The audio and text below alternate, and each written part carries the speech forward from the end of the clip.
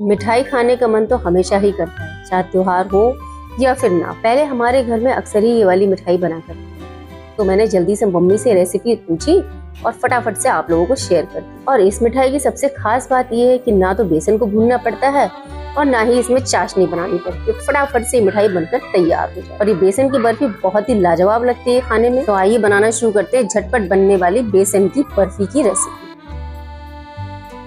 इस रेसिपी को बनाने के लिए सबसे पहले हमें एक गोला चाहिए। तो मैं यहाँ पर सबसे पहले गोले से बनाना बताऊंगी आपको कि डेसिकेटेड कोकोनट आप घर पर कैसे बना सकते हैं। यानी गोले का जो बुरादा मार्केट में आपको मिल जाता है, उसको आप घर में इजीली कैसे बना सकते हैं। और जो मार्केट वाला बुरादा आता है वो बिल्कुल टेस्टलेस होता है, उसमें कोई भी टेस्ट नहीं होता है। तो इसलिए मैं तो घर पर ही बनाना पसंद करती हूँ। तो ये मैंने गोला लिया है, इसको आधा तोड़ लिया है और इसको इस तरीके से इसका छिलका हटा देना है। और छिलका हटाने के लिए जो ग्रेटर की महीन वाली साइड है ना, मैं उसी का इस्तेमाल कर रही हूँ, क्योंकि मोटे से तो वहाँ पर नारियल निकलेगा ना, तो इसलिए यहाँ पर सिर्फ हमें छिलका हटाना है, छीलना है इसको। तो मैं इस तरीके से यहाँ महीन वाले साइड से इसका छिलका उतार दूंगी। इस तरीके से देखिए निकल जाएगा आसानी से। और मैं दिखा देती हूँ आपको एक बार इसके छिलके किस तरीके से निकले हैं। और ये देखिए इसका छिलका निकलकर अलग हो गया है।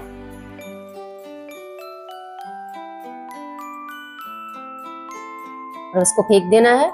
और दूसरा तरीका ये है कि आप इस तरीके से पीलर से भी छीलकर इसका छिलका उतार सकते हैं। जो तरीका आपको अच्छा लगे वो तरीका आप अपना सकते हैं।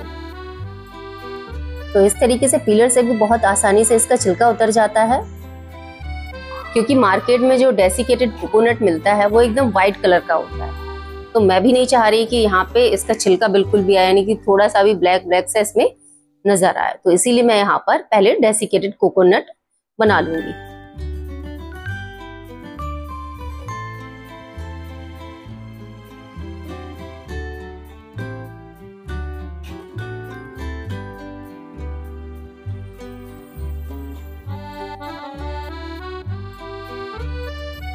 और आप यहाँ पर देख ही रहे हैं कितनी आसानी से इसका छिलका उतर गया। जिस तरीके से हम आलू के छिलके उतार देते हैं, बिल्कुल उसी तरीके से यहाँ पर कोकोनट का छिलका उतर गया है।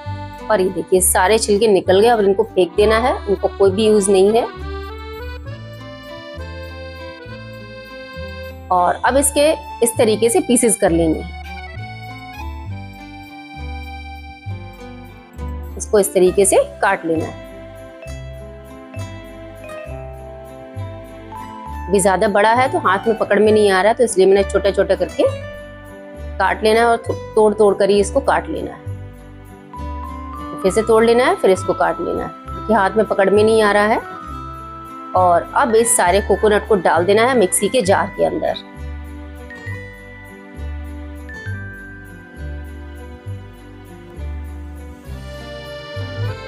तो आप अपने हिसाब से देख लीजिएगा, छोटे छोटे पीसेस करने या फिर बड़े बड़े, मिक्सी में अच्छे से चल जाने चाहिए बस।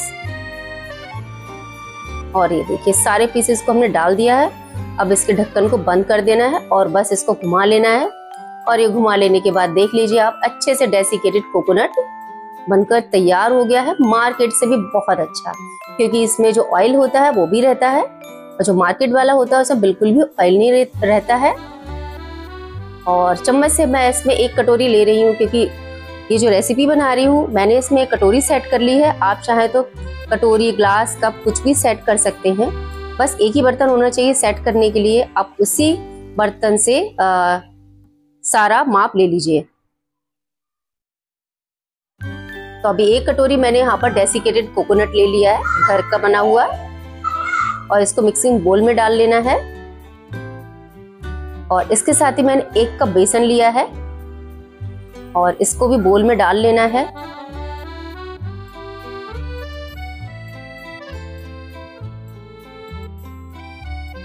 और हम बिल्कुल भी बेसन को वेस्ट नहीं करेंगे। थोड़ा सा कटोरी में चिपक गया उसको हाथ से। और इसके साथ ही अब मैंने ली है 1 कटोरी चीनी।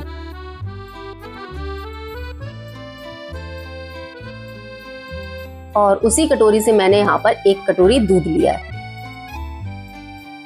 दूध आप रूम टेम्परेचर वाला या फिर फ्रिज वाला कोई सा भी दूध इस्तेमाल कर सकते हैं, बस दूध गर्म नहीं होना चाहिए। इसको अच्छे से मिला लेना है। और इसको इतने अच्छे से मिलाना है कि जो बेसन है इसमें लम्प्स बिल्कुल भी ना रहें। इसकी सारी गुठलियां फूट जानी चाहिए।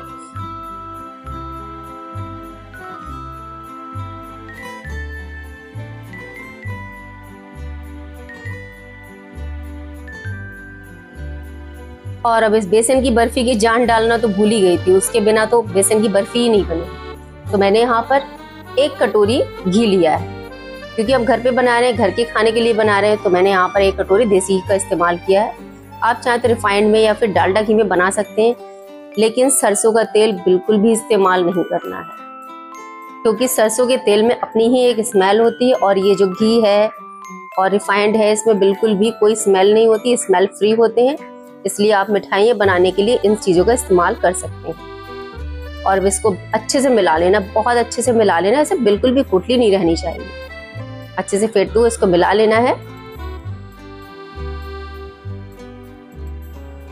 और अभी आप देख सकते हैं ये अच्छे से मिल गया है। इसको मिलाने में ही मुझे 5 मिनट लग गए हैं, तो इसको खूब अच्छे से मिला लेना। आप चाहे तो विस्कर का यूज कर सकते हैं यहाँ पर। और अब मैंने यहाँ पर केक टिन लिया है, इसमें थोड़ा सा ऑयल डाल देना है। रिफाइंड ऑयल लगा रही हूँ मैं, आप चाहे तो घी का भी इस्तेमाल कर सकते हैं यहाँ पर। और इसको चारों तरफ अच्छे से लगा देना है, जिससे मिठाई इसमें बिल्कुल भी ना चिपके। और मैं इस्तेमाल कर रही हूँ यहाँ पर बटर पेपर। इसको लगाने से मिठाई बिल्कुल भी नहीं चिपकती है। और अगर आपके पास बटर पेपर नहीं है तो आप स्कूल की जो कॉपी होती है ना, बच्चे पढ़ते हैं, उसका एक पेज फाड़कर आप इसमें लगा सकते हैं, उससे बिल्कुल मिठाई नहीं चिपकेगी। और अब हमारा ये मिठाई के लिए केक टिन बनकर रेडी हो गया है। और मैंने गैस पर चढ़ा ली है एक कढ़ाई, नॉन स्टिक पैन लिया है मैंने यहाँ पर। और जब भी आप मिठाई बना रहे हैं तो उसके लिए मोटे तले की कोई कढ़ाई का इस्तेमाल करिए, या फिर नॉन स्टिक का इस्तेमाल करिए, इसमें चिपकती भी नहीं है और घी भी इसमें कम लगता है।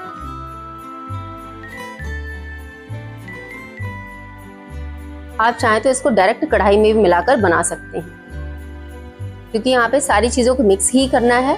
तो आप चाहें तो इनको कढ़ाई में ही मिक्स करके इसको बना सकते हैं, वो आपको इजी रहेगा। तो अभी यहाँ पर गैस का फ्लेम मैंने हाई रखा हुआ है, क्योंकि कढ़ाई अभी जो है ठंडी है। क्योंकि अभी ये जो कढ़ाई है अभी ठंडी है, उसको गर्म होने में थोड़ा सा टाइम लगेगा। जैसे ही कढ़ाई गर्म होगी उसके बाद गैस का फ्लेम जो है लो कर देना है। तो अभी आप यहाँ पर देख सकते हैं, यहाँ पर ये उबाल आ गया है, गर्म होने लगा है। अब गैस का फ्लेम हमें यहाँ पर लो कर देना है और इसको धीमी आंच पर लगातार चलाते हुए भूनते रहना है। और इसको कब तक भूनना है ये मैं बिल्कुल आगे तक आपको बताती रहूंगी, कब तक और कैसे कैसे भूनना है आपको। ये मिठाई बनाना इतना आसान है, कोई बिगनर भी आसानी से इस मिठाई को बना सकता है। और अगर आपकी पहली रसोई है तो इस रेसिपी को जरूर ट्राई करिएगा, क्योंकि ये मिठाई बहुत ही आसानी से बनती है, बहुत ही टेस्टी बनती है। और जब आप बनाएंगे बिना तारीफ के तो रह ही नहीं सकते, क्योंकि सभी लोग आपकी वाहवाही तो करेंगे। और अभी आप देख सकते हैं यहाँ पे साइड से चिपकने लगी है। आप देखिए यहाँ पर साइड से चिपक रही है और मैं इसको खुरच रही हूँ।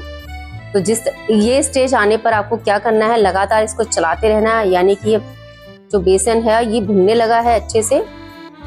और ये देखिए इस तरीके से आ गया है अब ये, लेकिन अभी भी ये भुना नहीं है, अभी भी इसमें 1 से 2 मिनट लगेगा।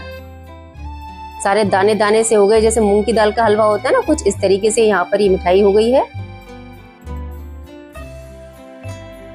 और आप देख सकते हैं यहाँ पर घी इसने बिल्कुल सब छोड़ दिया है, जितना घी इसने लिया था इसने तकरीबन ज्यादातर घी छोड़ ही दिया है।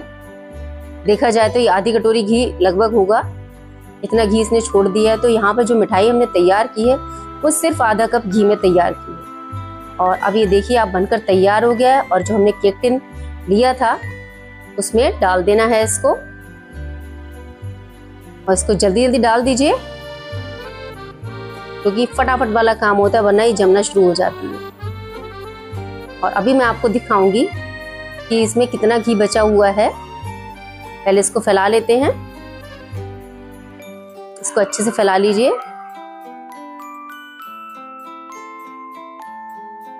आप देख सकते हैं बिल्कुल दानेदार मिठाई बनी हुई है यहाँ पर ये, और ये खाने में बहुत ही टेस्टी लगती है। और अभी ये देखिए खुरदरी सी थोड़ी सी लग रही है ना, तो इसको थोड़ा सा चिकना करने के लिए हमने यहाँ पे नीचे से प्लेन एक कटोरी ली हुई है, इसको इस तरीके से प्रेस कर लेना है। और भी प्रेस करने के बाद देख सकते हैं इसमें आप कितना सारा घी ऊपर आ गया है।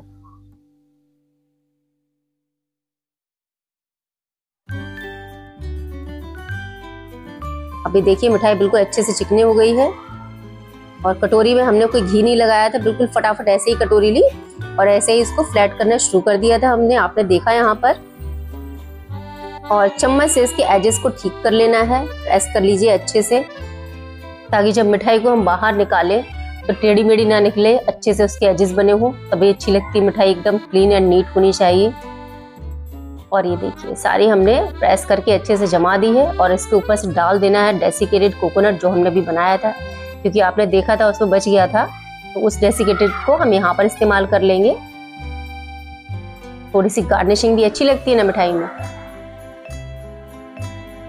क्योंकि जो भी खाना होता है उसको पहले हम आंखों से खाते हैं, तो इसलिए चीज देखने में सुंदर होनी चाहिए। और गरम गरम मिठाई में यहाँ पर नाइफ से मार्क कर लेना है। मार्क किस लिए करना है ये मैं आपको अभी आगे बताऊंगी। बस इसमें शेप बना लेना है कि मुझे यहाँ से काटना है। आप चाहें तो इसको डायमंड शेप में भी काट सकते हैं, लेकिन मैं तो नॉर्मली ऐसे ही काट रही हूँ, चौकोर शेप में। तो मैं आपके लिए देख सकते हैं कितनी आसान रेसिपी लेकर आई हूँ। बहुत ही आसानी से, बहुत जल्दी, झटपट से बनने वाली रेसिपी है ये। कुछ नहीं करना, सारी चीजें घोलो और बस भून लो और जमा दो, है ना। कितनी आसान सी रेसिपी। और आप लोग बिल्कुल कमेंट करके बताते ही नहीं है कैसी रेसिपी बनी है। और ये सारी मिठाई मैंने यहाँ पर मार्क कर लिया है और ये बादाम को मैंने यहाँ पर हाफ पीसेस में कर लिया है और इसको इस तरीके से चिपका देना है। अगर हम इसको पहले से निशान नहीं लगाते तो हमको पता नहीं था कि हमें ये बादाम किधर को चिपकाना है, क्योंकि हम मार्क कर लेंगे तो अच्छे से इवनली हम कोई भी पीस देखेंगे तो उसके ऊपर ही सेट कर देंगे, है ना। तो इसी तरीके से मैंने यहाँ पर पीस कर लिए हैं और सारे बादाम को इस पर सेट कर दिया है। और अब इस मिठाई को 1 से 2 घंटे तक ठंडा होने के लिए रख देंगे। और जो पैन में घी बचा था वो दिखाना तो भूल ही गई। और ये देखिए इसमें कितना घी बचा है, मैं आपको एक बार कटोरी में करके दिखा देती हूँ। उसी कटोरी में करके दिखा रही हूँ जिस कटोरी से मैंने सारा मेजरमेंट किया। और ये देख लीजिए पूरी की पूरी आधी कटोरी घी यहाँ पर निकल कर आ गया है। यानी सिर्फ आधी कटोरी घी में मैंने यहाँ पर ये पूरी मिठाई बनकर तैयार कर दी है। और ये मिठाई खाने में क्या बताऊं, बहुत ही लाजवाब लगती है। एक बार बनाएंगे तो बार बार बनाएंगे। अभी मिठाई यहाँ पर ठंडी हो चुकी है और ये देखिए निकालना कितना आसान हो गया। इस तरीके से बटर पेपर जब आप लगाएंगे तो बहुत ही आसानी से मिठाई यहाँ पर निकल कर तैयार हो जाती है। और ये देखिए ये जो मोल्ड है हमारा अच्छे से कुछ साफ निकला हुआ है, क्योंकि मिठाई की चिपकने का यहाँ पर कोई इशू ही नहीं बन रहा था, क्योंकि पूरे में मैंने बटर पेपर इस तरीके से लगाया हुआ था तो वो चिपकना ही नहीं था। और अब इसको इस तरीके से काट लेना है। कट तो हमने पहले ही लगा दिया था, यानी कि जो मार्क हमने लगाए थे, बस चाकू से उस पर थोड़ा सा प्रेस करना है अच्छे से और इसके पीसेस अलग अलग हो जाएंगे। इसको बहुत आसानी से ये कट जाती है मिठाई।